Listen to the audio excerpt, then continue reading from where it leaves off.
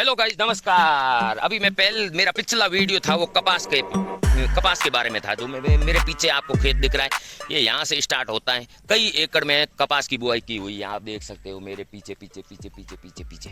तो कपास की खेती अब तैयार पे है, पीक पे है। आपको दिखता होगा वाइट वाइट कपास है, ये जो रेडी है। अब इसको खुंटाई होगी और ये कपास है। कपास कुछ इस तरह होता है, पहले लगता है डोडा, सबसे फर्स्ट में पौधा होता है, पौधे के बाद में ऐसा फूल लगता है। ये देख लीजिए, ये वाला फूल, ये फूल कुछ इस तरह होता है। फिर फूल मुरझाने के बाद में लग जाता है डोडा, ये डोडा जिसको डोडा बोलते हैं इसको। ये डोडे, फिर डोडे तैयार होकर थोड़े बड़े हो जाते हैं, फिर डोडा फूट जाता है, ऐसा फूट जाता है। फूटने के बाद में ये निकलता है कपास अंदर से। तो आप देख सकते हो इस पौधे के अंदर ये लगा हुआ है, ये लगा हुआ है, और भी white white white white white white आप देख सकते हो ये।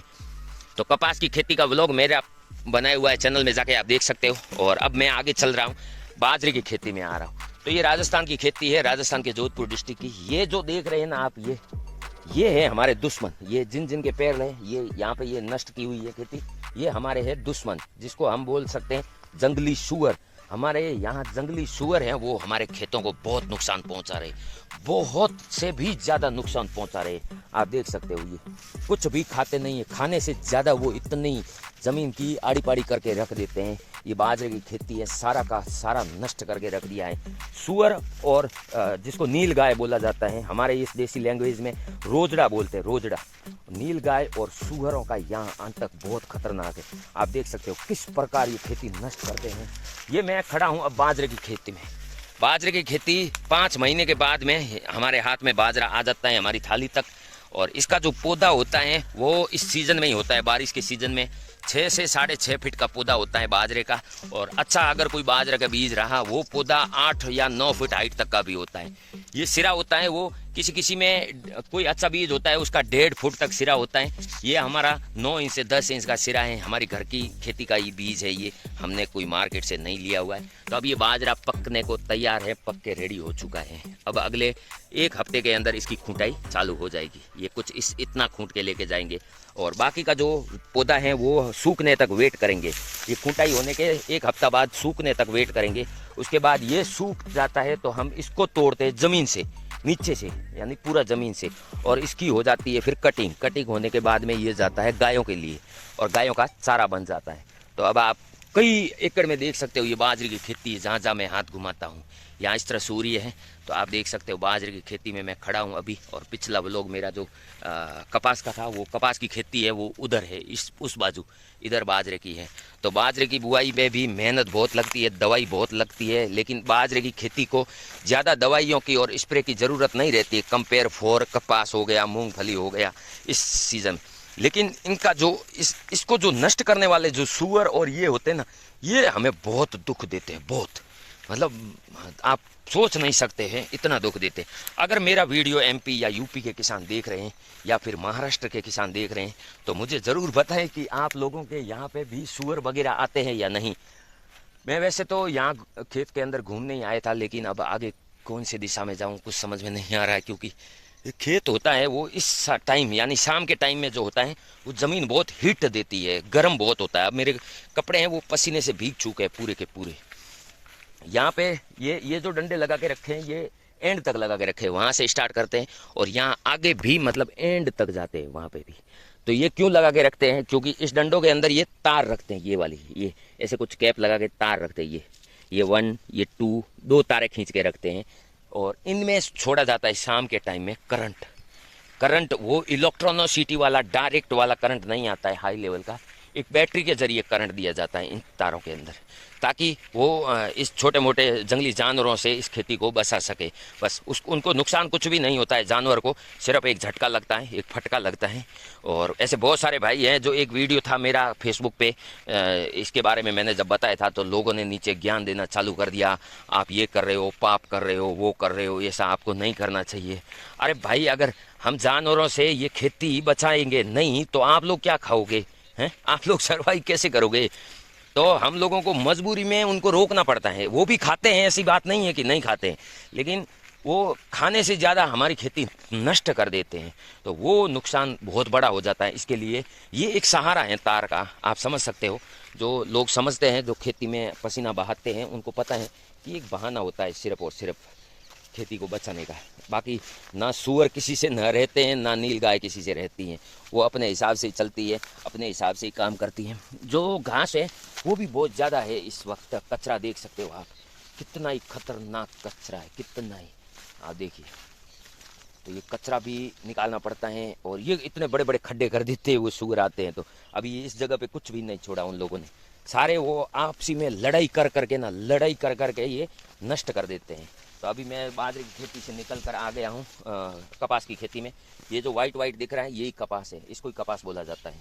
तो ये कपास की खेती अब पीक पर है, इसका अब खुंटाई चालू होगा, और नए सिरे से अब बाजरी की खेती भी खुंटाई चालू कर दी जाएगी।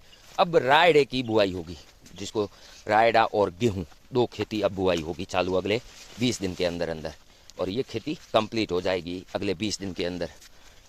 एक किसान को बहुत मेहनत करनी पड़ती है आपकी थाली तक अनाज लाने के लिए दोस्तों, आप समझ सकते हो।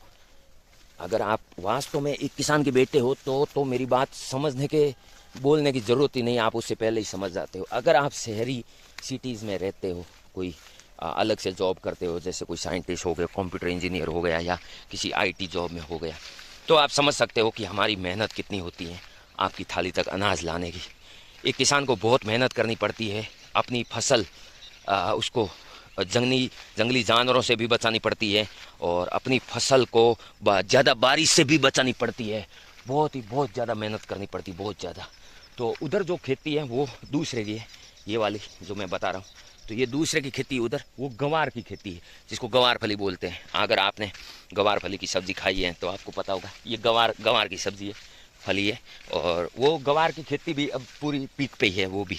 अब जितनी भी सारी खेती हैं अभी के टाइम में, जो इस बारिश के सीज़न में बुआई की हुई थी, तो वो अभी लास्ट सीज़न चल रहा है उनका सब। कहीं पे खुंटाई हो रही, कहीं पे तुड़ाई हो रही है, तो यही चल रहा है। अब अगले सिरे से वापिस से नई खेती चालू होगी, वो ट्यूबवेल से पानी पिलाया जाएगा उनको। ये तो बारिश से बन चुकी आधी, और आधा कभी कभी हमें पानी देना पड़ा था, लेकिन अब जो करेंगे उसको प्रॉपर, अब बारिश है नहीं, बारिश की सीज़न ख़त्म हो गई, प्रॉपर अब ट्यूबवेल के पानी से ही खेती तैयार होगी। तो मैं आपको बाजरे की खेती में भी घुमा के लेके आया हूँ, और अगर इस चीज़ से आप वाकिफ़ हो तो आप लोग क्या बोलते हो इस चीज़ को? ये अभी तक पूरी तरह से तैयार नहीं हुआ है, आधा कच्चा है, इसको क्या बोलते हैं मुझे कमेंट करके ज़रूर बताना। अब आगे चलते हैं फिर से। अब ये जो है वो कपास की खेती कई एकड़ में, ठीक है, और उधर जो दिख रही ऊपर मेरे हाथ से ऊपर, वो है बाजरे की खेती पीछे। तो मैं कपास और बाजरे की खेती में दोनों में आपको घुमा के लेकर आ गया हूँ।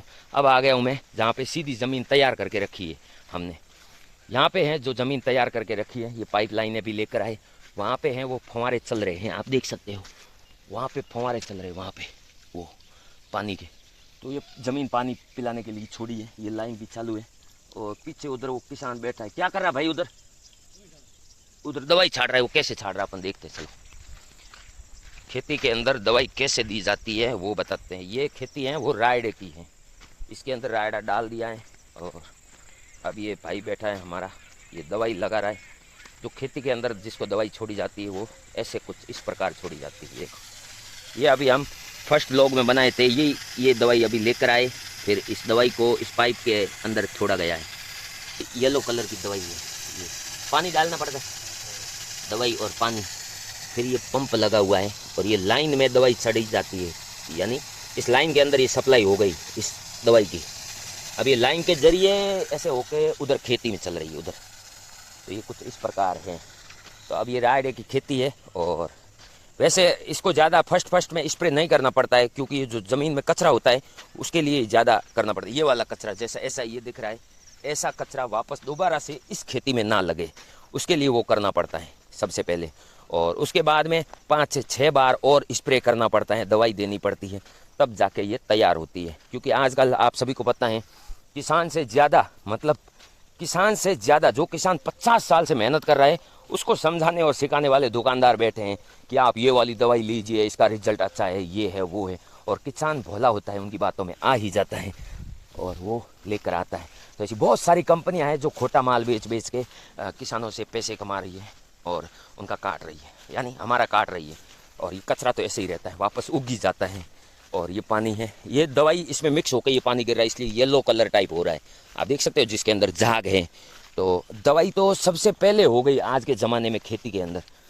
तो इस वीडियो को आप सपोर्ट करें, लाइक करें। अगर एक किसान की मेहनत को आपको अच्छी लगती है तो आप लाइक करके सपोर्ट ज़रूर करें, ताकि हम आपको आगे अच्छी खेती के बारे में वीडियो बनाते रहे, आपको ये दिखाते रहे कि अनाज पैदा करने में कितना टाइम लगता है, कितना वक्त लगता है, उस सब की जानकारी आपको दे सकें। थोड़ा तैयार होकर पड़ा इधर, ये इसको हम एक आधे को तोड़ते हैं फिर खाएंगे।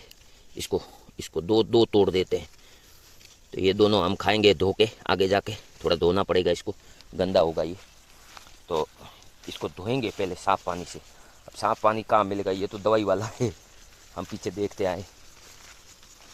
वो जो भाई चल रहा है उधर, वो अभी हम जो रायडे का बीज लेकर आए ना, वो उसने अपनी थैली में डाला है बीज, और वो बुआई कर रहा है। यानी खेती पहले तैयार कर दी है ट्रैक्टर ने, पूरी तरह से कल्टी मार ली है। अब वो बीज फेंक रहा है खेत के अंदर, तो वो फेंकते फेंकते ही बीज लग जाएगा, ऊपर पानी चला जाएगा, और वो तैयार होने में फिर 5 महीने वेट करना पड़ेगा। तो ये हम 2 तोड़ के लेके आए, इसको कर देते हैं अभी ख़त्म। काफ़ी घुमा के लेके आए, बाजरे की खेती, कपास की खेती, नए सिरे से रायडे की खेती। तो आप लोग वीडियो को लाइक करें, सपोर्ट करें, और इस चैनल पे 15 से 20 वीडियो खेती के रिलेटिव आएंगे। और खेती में आगे क्या क्या दवाइयाँ डाली जाती, कौन सी खेती में कौन सी दवाई डाली जाती, इसके बारे में भी हम आगे ज़रूर बात करेंगे। इस वीडियो को करते हैं यहाँ पे ख़त्म। अगले वीडियो तक करिए आप इंतज़ार। बहुत बहुत धन्यवाद।